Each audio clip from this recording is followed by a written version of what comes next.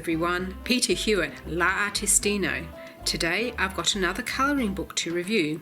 This book is called the Greece Colouring Book and is by an artist and illustrator Konstantinos Liaramantzas. I do hope I've pronounced his name correctly there. Now this book is his first colouring book publication. It's published in Greece and it has 56 lovely pictures in it to colour, and we'll go have a look through them now.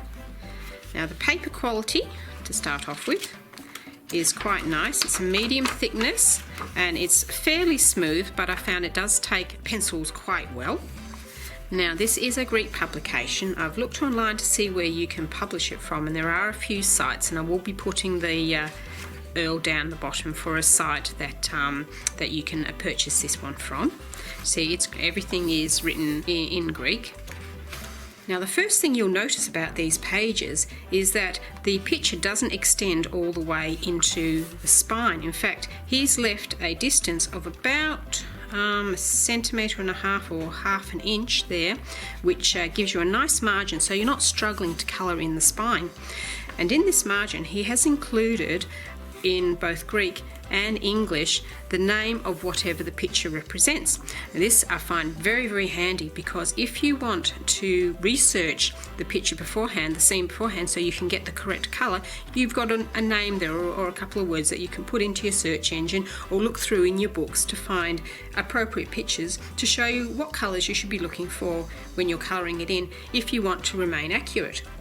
I like to do this. In fact, when I started colouring this book, I went and did a Google search just for pictures of Greece, and I came out with lots of different pictures which I've printed out here, and I have them next to me when I colour, so I can pick out colours that represent Greece and give it an authentic feel. Now you don't have to do this, of course. You can go as mad as you like with the colours and do whatever it inspires you, but if you're stuck for colours or what to put in where, this is a very handy way to go about it. In fact, I have a folder of pictures like this which I can pull out and refer to when I'm stuck for colours.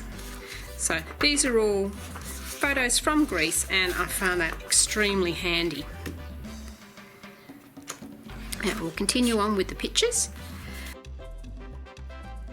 This is the 7 Martyrs Chapel, and you've got this lovely ocean texture here that you can colour in. So it's kind of a combination of pattern work and a picturesque scene as well. Here we have lovely lake scene, and this is, I think that's pronounced Chios. I'm probably getting all the pronunciations wrong. I'm a bit frightened to try. Okay, and here we have a picture that I've coloured. This is, again, I think it's Corfu. A lot of fun. Again, relied very heavily on my photographs here, where I found that a lot of Greek buildings I could see are pale or white coloured and have reddish roofs, so I went with that. There's also a lot of blue, so I've made the sea very, very blue and the sky also blue to match the photos. Not exactly to match them, but it gives you the nice feel of it. This was a lot of fun. I did this one with polychromos pencils. As you know, they are my favourite from Faber-Castell, but you can get equally great results from whatever pencils that you're using. I also found that I didn't get much of an imprint from the other side when I was colouring in, and the little imprint of ink that I did get rubbed out very easily with an eraser.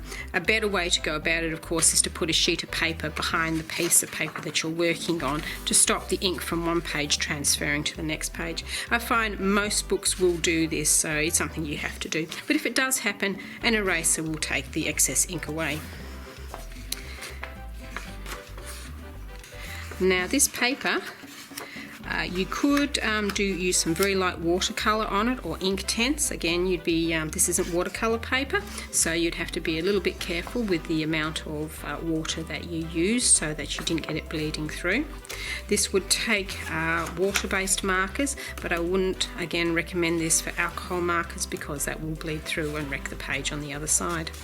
I think this would be fine with most gel pens, but I do recommend that you use the back page as a test page so that you know exactly what's going to happen with the paper, with the mediums that you use, so that you don't mess up a page. You know already beforehand what's going to happen. These are great. He's used this lovely fish-eyed look for some of his pictures as well. It's very quirky, and I like this style, as you already know from my previous work. I do love this style of quirky drawing. Some of these pictures are very, very detailed, but still with a decent thickness of line, so that you don't feel like you're having to be really, really careful not to go over the line.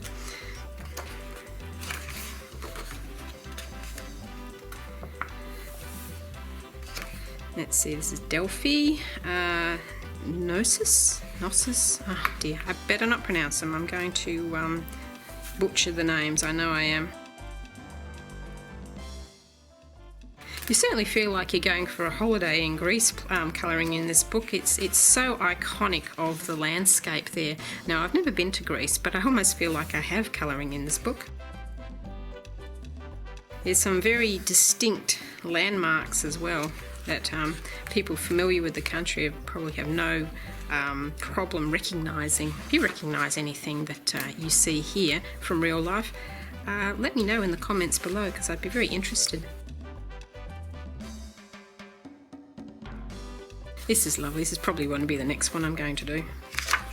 The street scenes are beautiful.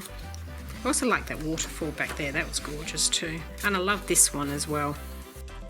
This one is in Athens.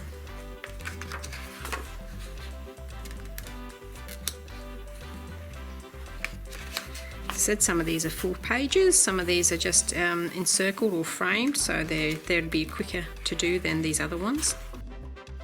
Here's one of the double page spreads. There isn't very many of them, and that's got a lot of potential for interpretation there for what you do with it. I think this book would take coloured pastel quite nicely if you wanted to rub in pastel as well around your artwork. I like this one too. In fact, I very much like all of these. There's no pictures in here that I wouldn't be happy to colour. This is cute. He's got a little cat in here. And I love this one. This one's lovely. And this one. Oh, look, I could go on forever. That's Santorini, Chania Lighthouse in Crete. This is, I think, the only other double page spread again.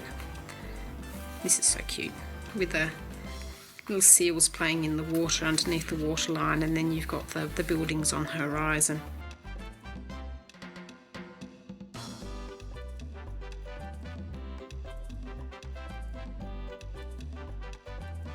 This is another one that I've coloured in.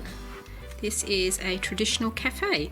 Now, I found looking at my pictures that they like to use, or very popular to see, a lot of bright blue in Greece from the pictures that I've looked at, particularly in sort of like the coastal towns and all that. So I've incorporated blue, the bright blue in the door and in the chairs here, to hopefully give it a Greek feel.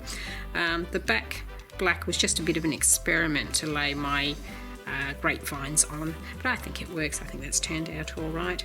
And I've left surroundings white because I don't feel the need to colour every piece of blank paper, and sometimes it's just better just to leave stuff alone. Once you've done, I felt this was complete and I left it. Now I think we're coming to the end. Yes, very simple, and this is a map of Greece done with a lot of fancy design in it, and that I think completes it. There's your blank page to try out your different art materials in before you commit them to the actual pictures.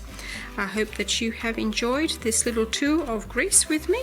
I love this book, and thank you very much for Konstantinos for sending this to me so that I could have a look at it and share it with you. And good luck with any colouring adventures you're currently on, and until next time, happy colouring!